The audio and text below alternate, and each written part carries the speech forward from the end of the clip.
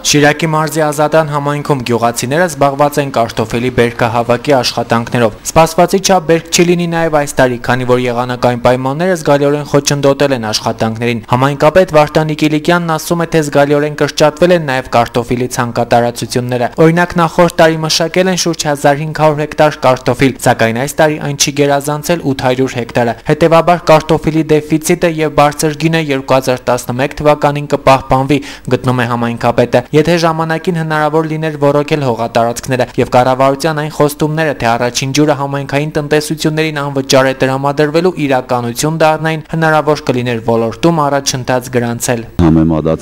2008-2009 թվականների նախկինում ցանվում էր մինչև 1500 հեկտար կարտոֆիլ Ազատանի տարածքում համայնքում, այսօր գրեթե 800 հեկտարի սահմաններում լրիվ բավարարվել են ազատանցիները ցանելով, որտեղ այո նաև մտավախությունը կա շուկայի։ Եթե իրացման խնդիրը լուծվի, ազատանցին կարելի է կրկնակի անգամ ավել արտադրել։ Որ կարտոֆիլի ցանկատարածությունները Ազատան համայնքում զգալիորեն կրճատվել են, համայնքաբնակների խոսքերով պայմանավորված է նաև այն հանգամանքով, որ գումարներ չունեն հող մշակելու համար։ Առևտրային բանկերը գյուղատնտեսական աշխատանքների եռուն շրջանում հրաժարվեցին գյուղացուն ցածր տոկոսադրույքով վարկ տրամադրել։ Գյուղացին փաստորեն շարունակեց հողի հետ կռվել միայնակ։ Փող չեմ ունեցել, ուժ չունիմ, չեմ կրծեց անեմ, ջանիդ մեռնեմ, ուր դիցանեի։ Հողը թողել եմ լրիվ անմշակ։ Հələ իրական pedagoganից մենք չենք օգտվել։ Պետությունից մենք ոչ մի բան չենք օգտվել։ Ինչ պետություն գոյություն չունի բալաճան։ Ժողովրդի վիճակը կտեսնես էլի։ Սաղորը դաշտերը են կարգուդը են էլ մենակ Ազատանով չէ որ սահմանափակվի։ Լրիվ տեղերը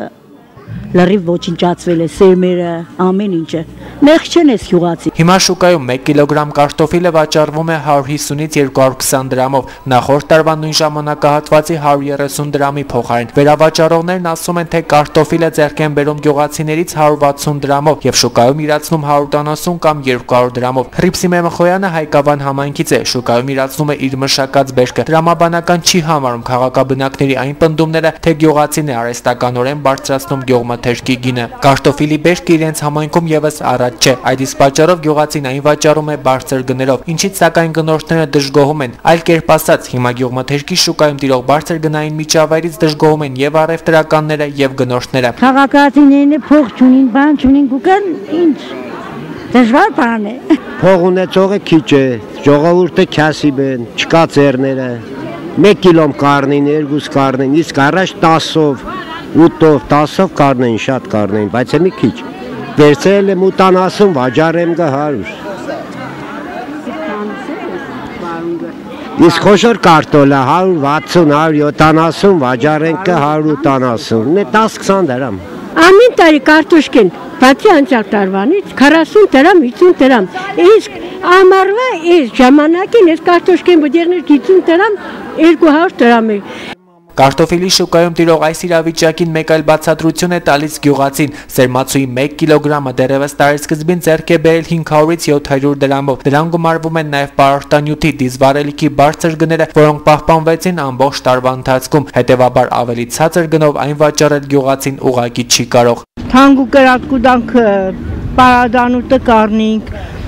կարտոշկեն թազա կուդանք կառնինք, կան տեղերը կուդանք Թանկը սերմը առլինք, տեղերն առլինք, բադանուտը սաղ թանք, մեզ ինչ բանով է չին օգնել։ Բադանուտը 750, 800 ելա։ Ու բերքը քիչ էլ է։ Հիմա գյուղացին հաշվում է իր կատարած ծախսերը, բերք իրացնելուց հետո էլ ըստ գյուղաբնակների եկամուտը անհամեմատ քիչ կլինի։ Իրավիճակը կփոխվի, եթե գյուղացու հետ պաշտոնյան խոսի ոչ թե փաստաթղթերով կամ հեռակարգով, այլ գործնական։ Փայլակ Վարադյան, Համբարձում Պապոյան, Գալանյուս։